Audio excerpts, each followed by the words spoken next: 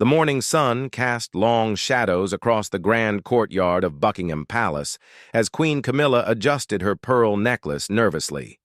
Today was supposed to be a celebration, a family gathering that she had been planning for months. Her sister Annabelle and brother Mark were finally going to join the royal family for the annual charity garden party, something that meant the world to her. Camilla had worked tirelessly to bridge the gap between her old life and her new royal duties. She missed the simple times when her family could just drop by for tea without protocols and security checks. But Charles had always been understanding, or so she thought. He knew how important her family was to her, especially since becoming queen consort had created such distance from the people she loved most. "Your Majesty," her personal assistant Sarah whispered as she approached with a concerned expression. "There seems to be some confusion at the main gate. Your family has arrived, but the guards are not allowing them entry." Camilla felt her heart skip a beat. "What do you mean?" "Their names are on the guest list. I personally ensured everything was arranged properly." She had spent hours going through the security protocols, making sure every detail was perfect for this day. Sarah shifted uncomfortably.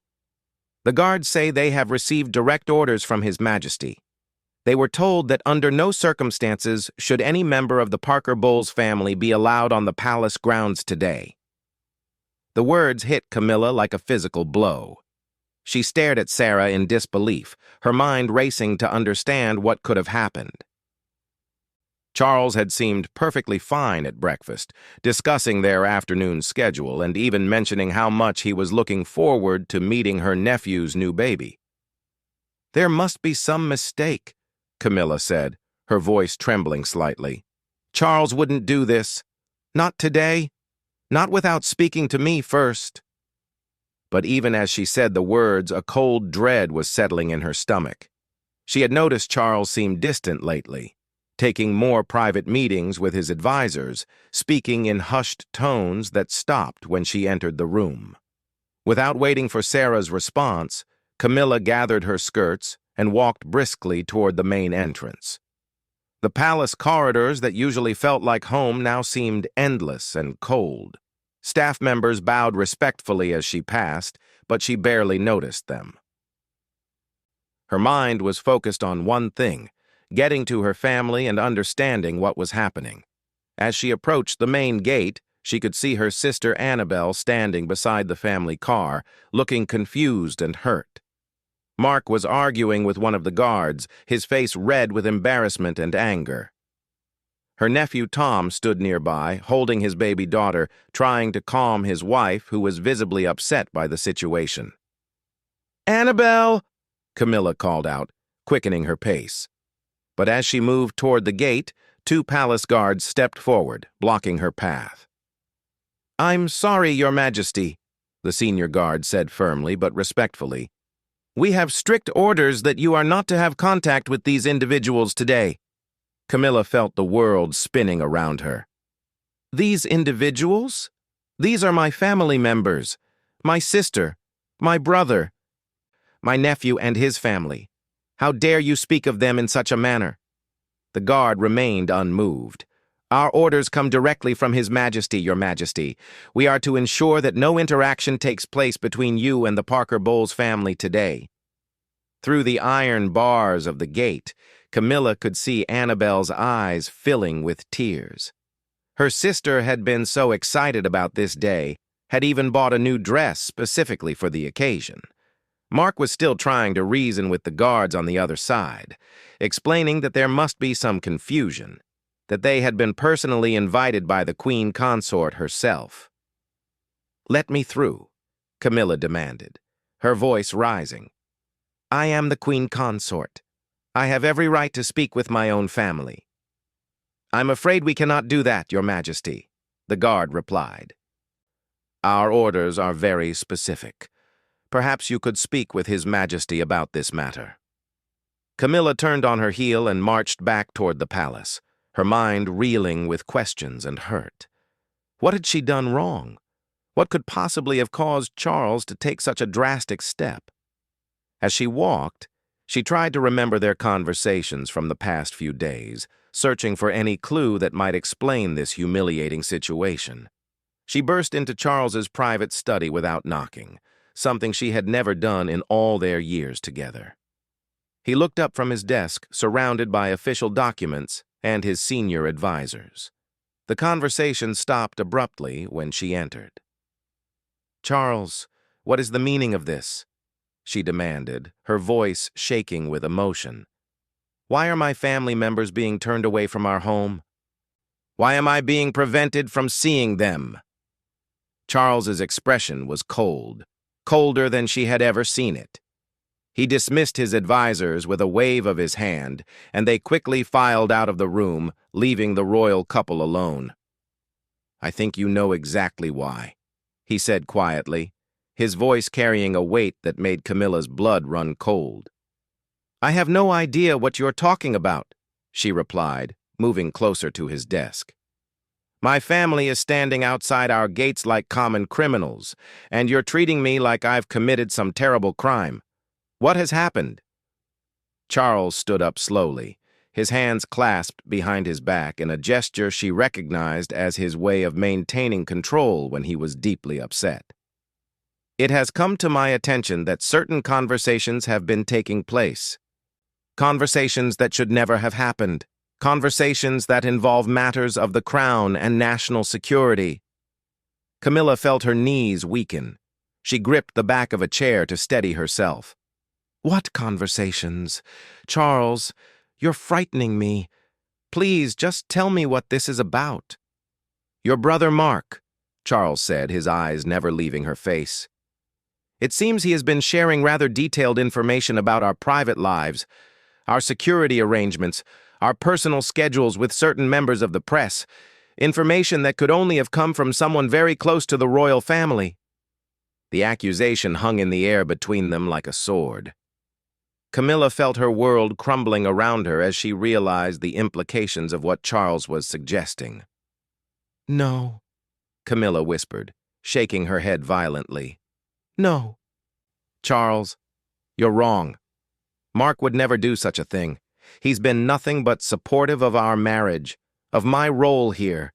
He understands the importance of privacy." Charles moved around his desk, his expression grave. "The evidence is quite clear, Camilla.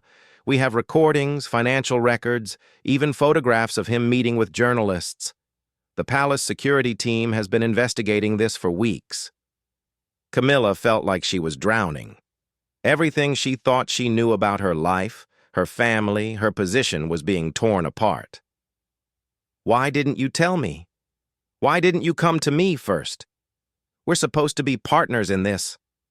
"Because we needed to be certain," Charles replied, his voice softening slightly, "and because we needed to protect you. If word got out that the Queen Consort's own brother was selling royal secrets, it would destroy everything we've built together." The room felt like it was closing in around her. Camilla sank into the chair she had been gripping, her hands trembling. What kind of information? What could Mark possibly know that would be of interest to the press? Charles pulled out a manila folder from his desk drawer and placed it in front of her. "Details about our private arguments, your health concerns that we've kept confidential, security protocols for royal visits, even personal information about other family members. The list is extensive." With shaking hands, Camilla opened the folder. Inside were photocopied bank statements showing large deposits into Mark's account, time-stamped photographs of him entering a London newspaper office, and transcripts of recorded conversations that made her stomach turn. She recognized details from private conversations she had shared with Mark during their regular phone calls. "I trusted him," she said quietly, tears beginning to fall. "I thought I could talk to my own brother about the pressures of this life. I needed someone who knew me before all of this." "I understand," Charles said, sitting on the edge of his desk. "That's why this is so painful. But Camilla, the damage this could cause to the monarchy, to our reputation, to the trust the public places in us, it's enormous." Camilla looked up at him through her tears. "So you've banned my entire family?" Punished everyone for one person's actions? The investigation revealed that Mark wasn't acting alone, Charles said reluctantly. Annabelle knew what he was doing. She was present at several of these meetings. Your nephew, Tom, he provided some of the photographs. The revelation hit her like a physical blow. Her own family, the people she loved and trusted most in the world, had betrayed her in the worst possible way. They had taken her private confessions, her fears, her struggles with royal life, and sold them for money. "How much?" she asked, her voice barely a whisper. "Hundreds of thousands of pounds over the past year," Charles replied. "They were planning to write a tell-all book about life inside the royal family, with you as the main source of information." Camilla covered her face with her hands, sobbing openly now. All those times Mark had called to check on her. All those family gatherings where they had seemed so interested in her new life. All those moments when she had felt grateful to have family support in this difficult role. It had all been a lie. "They made me feel like I still belonged somewhere," she said through her tears. "Like I still had people who loved me for who I was, not for my title." Charles moved to kneel beside her chair, taking her hands in his. "You do belong somewhere. You belong here with me. I love you for who you are, not for any title or position." "Do you?" she asked, looking into his eyes. "Because right now it feels like you're choosing the crown over your wife. You've humiliated me by banning my family without even discussing it with me first." Charles was quiet for a moment. "I was trying to protect you, protect us. If this information became public, it would destroy your credibility as queen consort. People would never trust you again. And now my own family is destroying me anyway," Camilla said bitterly. "At least if you had talked to me first, we could have handled this together." A knock on the door interrupted them. Charles's private secretary entered, looking extremely uncomfortable. "Your Majesty, I'm afraid there's been a development. The Parker Bowles family is refusing to leave the palace gates. They're demanding to speak with Her Majesty, and there's a growing crowd of photographers gathering outside." Charles closed his eyes in frustration. This is exactly what we were trying to avoid. Camilla stood up abruptly, wiping her eyes. "I have to go to them. I have to face this." "Camilla, no," Charles said firmly. "That's exactly what they want. They're probably already selling this story to the press. Royal family in crisis. Queen consort's family banned from palace. This will be front-page news tomorrow." "Then what do you suggest?" she asked, her voice rising. "That I hide in here while my family is humiliated outside our gates? That I let them think I've abandoned them without explanation?" "I suggest we let our legal team handle this," Charles replied. "We have grounds to pursue criminal charges for what they've done. Selling confidential information about the royal family is a serious offense." Camilla stared at him in shock. "You want to have my own brother arrested? My sister? My nephew? They committed crimes against the crown, Camilla. Against us. They betrayed not just your trust, but the trust of the entire nation." The weight of the situation was crushing her. On one side was her husband, the king, protecting the institution they both served. On the other side was her family, flawed and greedy perhaps, but still the people who had raised her, supported her through her first marriage, celebrated with her when she married Charles. "I need to see them," she said finally. "I need to hear this from their own mouths. I need to understand why they would do this to me."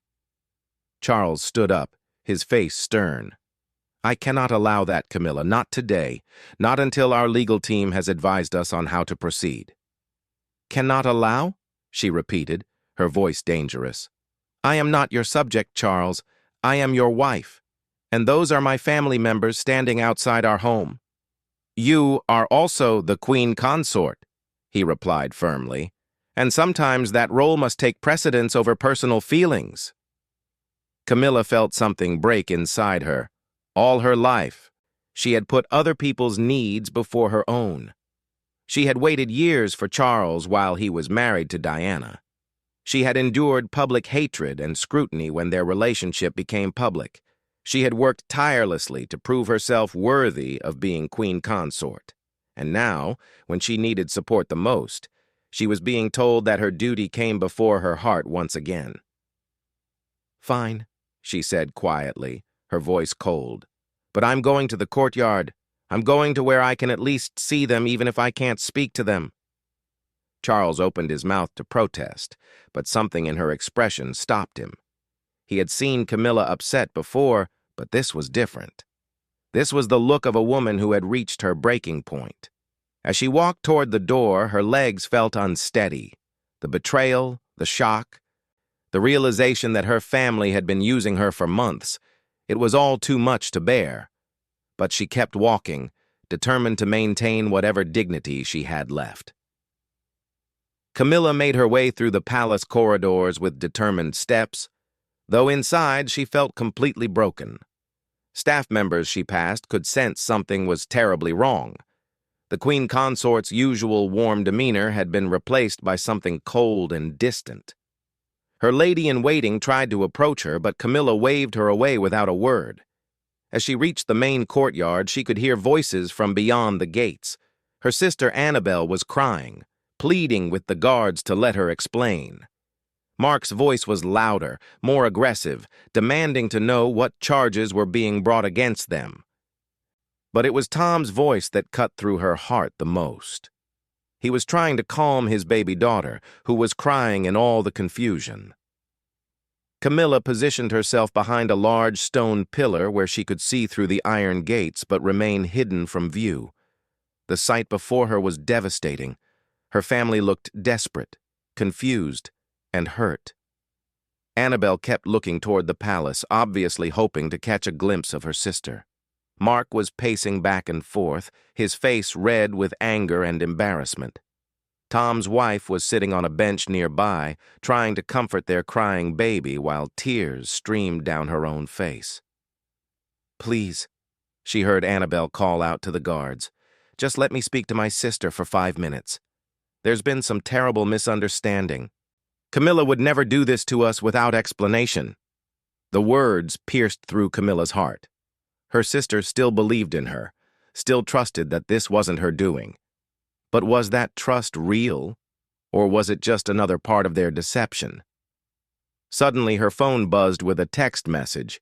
With trembling fingers, she looked at the screen. It was from Mark. "Cam, what's happening? Why won't they let us in? The press is starting to gather. This is humiliating. Please call me." For a moment, Camilla almost called him back. Almost fell back into the familiar pattern of protecting her family, of putting their needs before her own. But then she remembered the folder Charles had shown her, the evidence of their betrayal, and her heart hardened again. Another message came through, this time from Annabelle. "Darling sister, I don't understand what's happening. Whatever we've done to upset you, we can fix it. Please don't shut us out like this. I love you." Camilla closed her eyes, fighting back tears. How could they still be pretending innocence even now? How could they continue to manipulate her emotions when they knew exactly what they had done? A commotion near the gates caught her attention. A group of photographers had arrived and were setting up their cameras, sensing a story. The guards were trying to move her family along, but they were refusing to leave without answers. "We're not going anywhere until we speak to Camilla," Mark shouted, loud enough for the photographers to hear. "This is her family being treated like criminals." Camilla realized with horror that this was exactly what Charles had feared. Her family was now creating a public spectacle, and the photographers were capturing every moment. By tomorrow, this would be headlines across every newspaper in the country. She pulled out her phone and quickly dialed Charles's number. "The press is here," she said when he answered. "They're photographing everything. Mark is making statements." "I know," Charles replied grimly. "We're monitoring the situation. Camilla, you need to come back inside immediately. This is going to get worse before it gets better. I can stop this, she said suddenly. If I go out there and talk to them, I can convince them to leave quietly. Absolutely not, Charles said firmly. That's exactly what they want. They'll record everything you say and twist it for their story. But even as Charles spoke, Camilla was walking toward the gates. She couldn't watch her family be humiliated any longer, regardless of what they had done. They deserved to hear the truth from her, not from strangers. "Camilla!" Annabelle cried out when she saw her sister approaching. "Thank God! Please tell these people there's been a mistake." Camilla stood on the other side of the iron gates, looking at the faces of people she had loved her entire life. Up close, she could see the genuine confusion in Annabelle's eyes, the real concern in Tom's expression as he held his baby. For a moment, doubt crept into her mind. Could Charles have been wrong? "Mark," she said quietly, looking directly at her brother. "Tell me the truth. Have you been talking to journalists about our private conversations?" Mark's face changed instantly. The angry, indignant expression faded, replaced by something that looked like guilt and fear. He glanced nervously at the photographers who were capturing every word. "Cam, it's not what you think," he began, but his voice lacked conviction. "So you have been talking to them," Camilla said, her heart sinking even further. "You've been selling stories about my private life." "It wasn't meant to hurt you," Mark said desperately. "We needed the money, and they said it would actually help your image, show people you're just a normal person dealing with normal family issues."